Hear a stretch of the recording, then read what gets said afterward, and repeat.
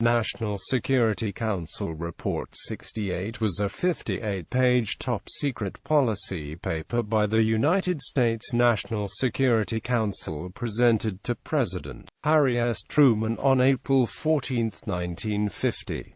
It was one of the most important statements of American policy that launched the Cold War. In the words of scholar Ernest R. May, NSC-68 provided the blueprint for the militarization of the Cold War from 1950 to the collapse of the Soviet Union at the beginning of the 1990s. NSC-68 and its subsequent amplifications advocated a large expansion in the military budget of the United States, the development of a hydrogen bomb, and increased military aid to allies of the United States. It made the containment of global communist expansion a high priority. NSC-68 rejected the alternative policies of friendly détente and rollback against the Soviet Union.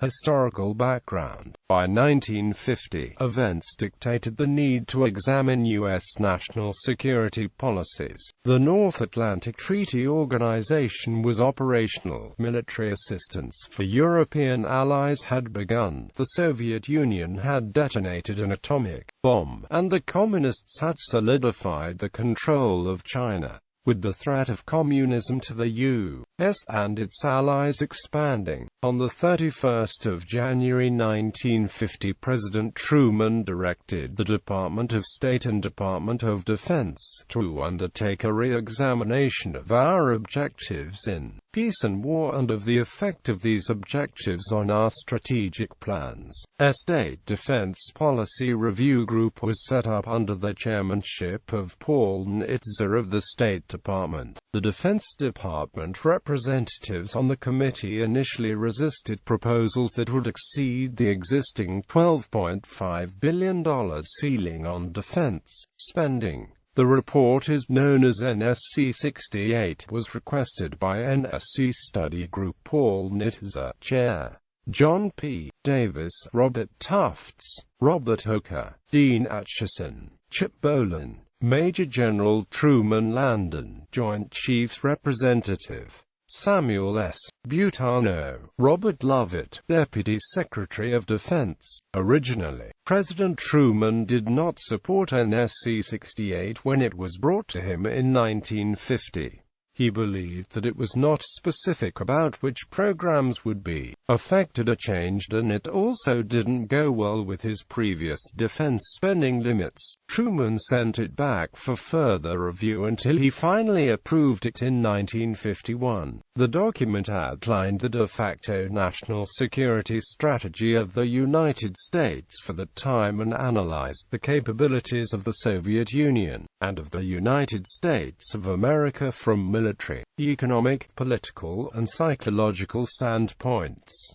The NSC-68 described the challenges facing the United States in cataclysmic terms. The issues that face us momentous, the document stated, involving the fulfillment or destruction not only of this republic but of civilization itself. Content and meaning. Although George F. Kennan's theory of containment articulated a multifaceted approach for U.S. foreign policy in response to the perceived Soviet threat, NSC-68 recommended policies that emphasized military over diplomatic action. Kennan's influential 1947 X article advocated a policy of containment towards the Soviet Union. NSC-68 thought of containment as a policy of calculated and gradual coercion. NSC-68 called for significant peacetime military spending, in which the U.S. possessed superior overall power and independable combination with other like-minded nations. Quote, "It calls for a military capable of defending the Western Hemisphere and essential Allied areas so that the war-making capabilities can be developed, providing and protecting a mobilization base while the offensive forces required for victory were being built up, conducting offensive operations to destroy vital elements of the Soviet war-making capacity, and to keep the enemy off balance until the full offensive strength of the United States and its allies can be brought to bear, defending and maintaining the lines of communication and base areas necessary to the execution of the above tasks, and providing such aid to allies as is essential to the execution of the role in the above tasks. NSC-68 itself did not contain any specific cost estimates at a time when the United States was committing 6 to 7% of its GNP to defense. It was evident that the limits the President had previously set on defense spending were too low. NSC-68 called for tripling defense spending to $40 or $50 billion per year from the original $13 billion set for 1950. Relation to U.S. foreign policy. For several centuries, it had proved impossible for any one nation to gain such preponderant strength that a coalition of other nations could not in time face it with greater strength. NSC-68, p. 4 serving as the main point of the opening paragraph of NSC-68. This sentence is a reference to the U.S. leading the international community out of World War II. The one nation is in reference to the Nazis, and the coalition of other nations is in reference to the Allied nations during World War II. The document continues to identify the Soviet Union's sphere of influence, if allowed to grow, would become such a powerful force that no coalition of nations could band together and oppose her. This is significant because, firstly, the Soviet Union is identified in the document as the antithesis of the United States, and secondly, the Soviet Union is committed to extending its sphere of influence. A thorough knowledge of this document is required in understanding U.S. foreign policy makers in the early Cold War. After reading this document, they rapidly recognized the need for militarization out of the interest of self-preservation. In other words, the aggressive nature of Soviet expansion required a strong response from the U.S. in order to prevent the destruction of America. This, of course, was phrased in a context of military exploits, and therefore emphasized military expansion. Also crucial in understanding this document is the language. Indeed, primary sources must be read carefully in order to recognize themes or motifs. Adjectives provide valuable insight into the motives of this document's authors, and the impression it had on its intended audience. An example is the description of the international situation, as provoked by the Soviet Union, as endemic. By using this language, it is clear that the authors wished to portray the Soviet Union as sickness, and the U.S. as the cure. This message was received loud and clear, and dominated many foreign policy decisions throughout the Cold War.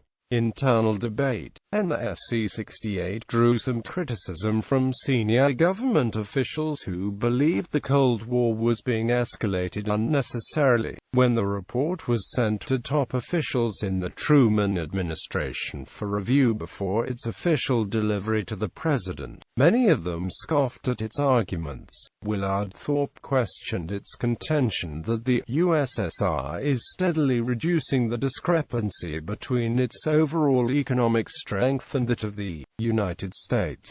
Thorpe argued, "I do not feel that this position is demonstrated, but rather the reverse. The actual gap is widening in our favor." He pointed out that in 1949 the U.S. economy had increased twofold over that of the Soviet Union. Steel production in the U.S. outpaced the Soviet Union by 2 million tons, and stockpiling of goods and oil production far exceeded Soviet amounts. As for Soviet military investment, Thorpe was skeptical that the USSR was committing such large portion of its GDP. "I suspect a larger portion portion of Soviet investment went into housing. William Schaub of the Bureau of the Budget was particularly harsh, believing that, in every arena, the Air Force, the Army, the Navy, the stockpiling of atomic bombs, the economy, the U.S. was far superior than the Soviet Union. Kennan, although father of the containment policy, also disagreed with the document, particularly its call for massive rearmament. Truman's position. President Harry S. Truman, even after the Soviets became a nuclear power, sought to curb military spending. However, he did not reject the recommendations of NSC-68 out of hand, instead returning it to circulation and asking for an estimate of the costs involved. In the ensuing 2 months, little progress was made on the report.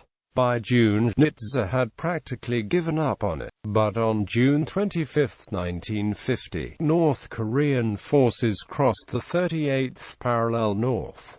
With the Korean War begun, NSC-68 took on new importance. As Atchison later remarked, Korea created the stimulus which made action.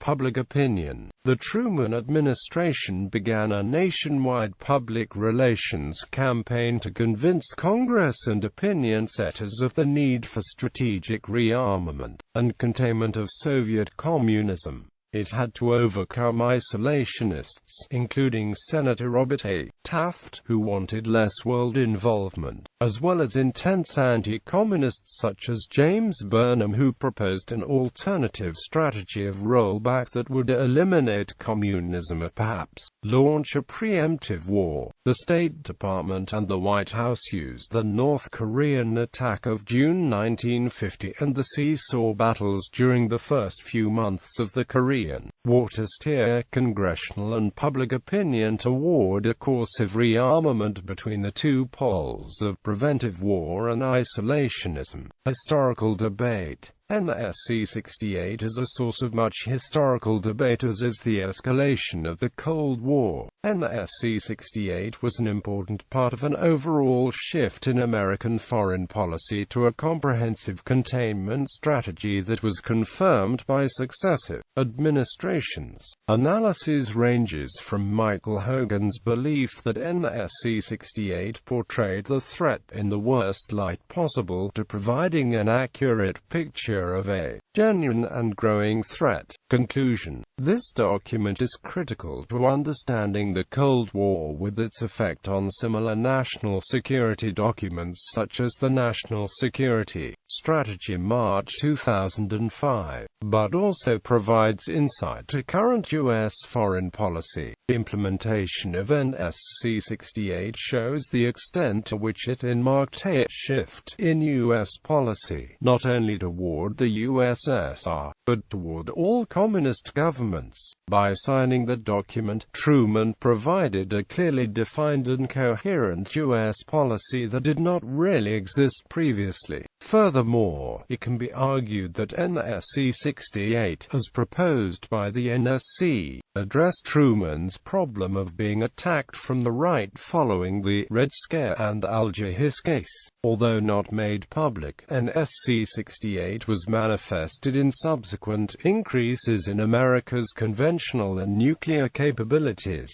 thereby adding to the country's financial burden. While NSC-68 did not make any specific recommendations regarding the proposed increase in defense expenditures, the Truman administration almost tripled defense spending as a percentage of the gross domestic product between 1950 and 1953.